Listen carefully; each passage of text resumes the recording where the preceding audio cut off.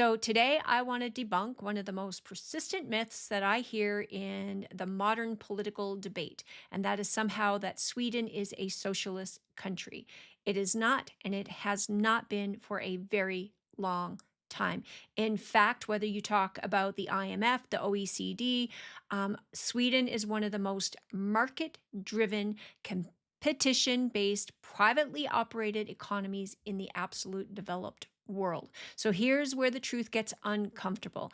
Canada wants to keep pointing to what they see as a socialist country because it has a very large welfare system, trying to conform that into their ideology of and convincing you that that is indeed socialism. But here's the truth. Many of the systems that work in Sweden, and the only reason that Sweden works is because it is the exact opposite of what Canada does. This isn't just about Sweden. This is about Canadian institutions, who they serve, and why our systems look the way they do. Hello, everyone. If you enjoy the content, please do consider purchasing my new book, Alberta Rising, A Principled Vision for a Sovereign and Free Nation.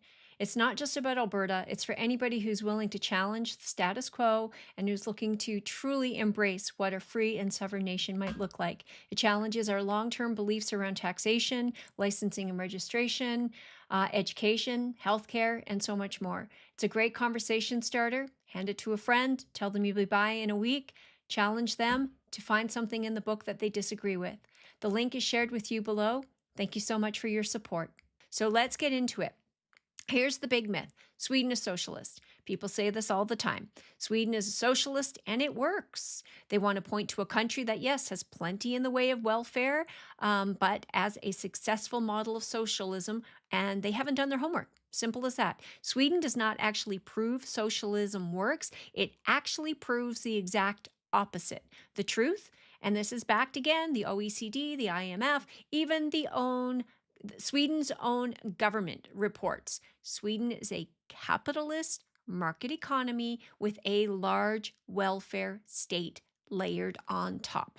It's not a socialist command economy. It is not a state-run collectivist system. It does not nationalize its industries. It does not run or interfere in the economy. It does not impose social labor controls like minimum wage requirements. Sweden actually ranks at the top of the world for freedom in economics, the ease of doing business, property rights for individuals, and competitiveness and innovation.